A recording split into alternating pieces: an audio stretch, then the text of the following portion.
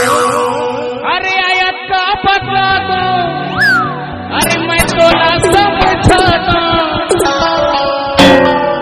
ये टूरिज्म दीवाना कर हो गए हो।